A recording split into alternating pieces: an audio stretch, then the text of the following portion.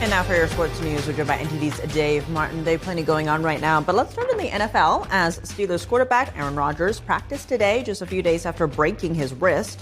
What is his status for Sunday? Yeah, he's still listed as questionable, but it's obviously a good sign that he practiced today. Now, the broken bone is on his left wrist, which is his non-throwing wrist, and he practiced with a brace on, and obviously if this was his throwing wrist, it'd be probably impossible to play. But Steelers coach Mike Tomlin sounded like it could be a game-time decision coming up when asked about it today. He said, quote, "It's Friday, so we still got some time." Now, fortunately, if he can't go, backup quarterback Mason Rudolph has proved to be very capable. He's won each of his last 3 starts and filled in admirably Sunday when Rodgers went down. Now, elsewhere in the league, Joe Burrow was limited at practice today for the Cincinnati Bengals. Now, he has not played since September 14th. Bengals have won just 1 game since. Now, Bengals head coach Zach Taylor indicated they'll take as much time as they need in deciding whether to start him. So if either of these guys on your fantasy football team, you'll have to wait until Sunday morning deciding whether to start them.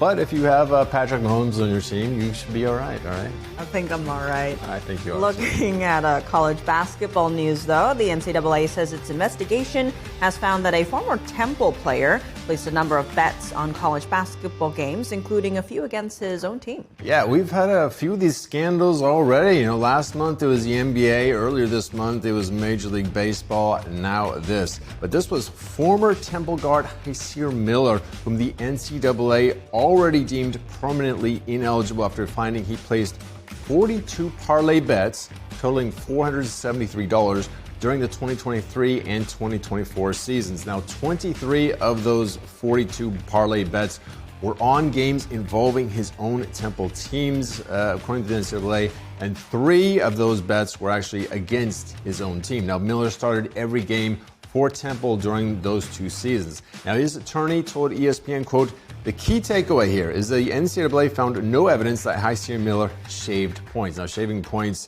just means intentionally scoring fewer points than possible in order to influence the outcome of the game.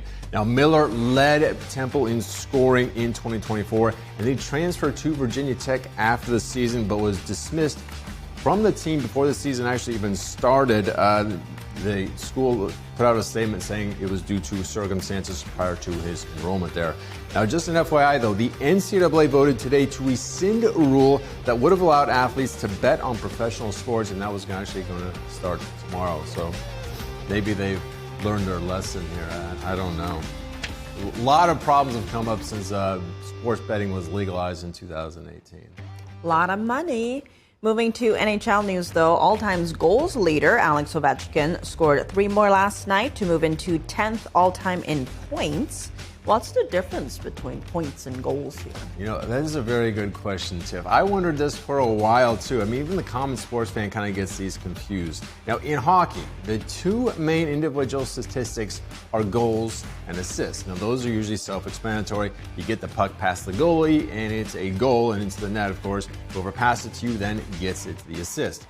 But when discussing player stats, goals plus assists equals points. So Ovechkin has more goals than anyone else. He's now at 907, but he's well down the line as far as assist leaders. He's number 54 there. Put them together, he is 10th in career points. Now, meanwhile, the guy he passed for most goals scored, Wayne Gretzky, still has more career points than anyone.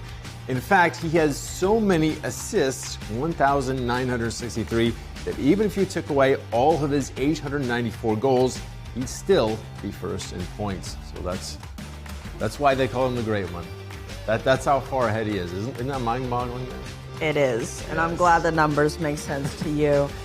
Shifting gears to college football, though, we do have a full slate of games tomorrow. Which matchups are standing out to you? Yeah, we've still got a number of good games tomorrow, despite this being like cupcake week, apparently, in the SEC. I mean, Georgia, Alabama, Texas A&M are all playing unranked non-conference opponents that they should win by 30 or 40 points. But anyway, at noon tomorrow, 8th-ranked Oklahoma is going to play 22nd-ranked Missouri. Now, the Sooners are coming off that big win over Alabama last week. They cannot let up now. Tigers, they're tough, especially with quarterback Bo Prabula playing. He has been out with a dislocated ankle about a month ago, though amazingly he's actually listed as questionable to play Saturday, so we'll have to see there. Then at 3:30 Eastern Time, big one in the Big Ten.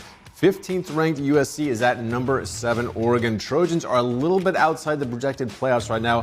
A win against the Ducks would go a long way, but the Ducks are 10.5-point favorites at home for a reason. I mean, they're really good. And then in primetime, we've got a couple more good ones. 16th ranked Georgia Tech hosts a very good Pitt team. Yellow Jackets really need to win to kind of leapfrog over Miami as the lone ACC team to most likely make the playoffs. That's at 7:30 Eastern. Then at 8 o'clock, we got a good one in the Big 12. 11th ranked BYU is at Cincinnati. Now the Bearcats, just like Pitt, they are 7-3 but unranked. Cougars need a win to stay alive in the playoff race. So I don't know about you, Tiff, but my Saturday just got booked. It's a full slate. It's a full slate for sure. I'll have to give you a lot of snacks. Yeah, it's going to be tough staying on that couch all day, you know. And your green juices. Anyway, Dave, as always, thanks for joining us. Thank you.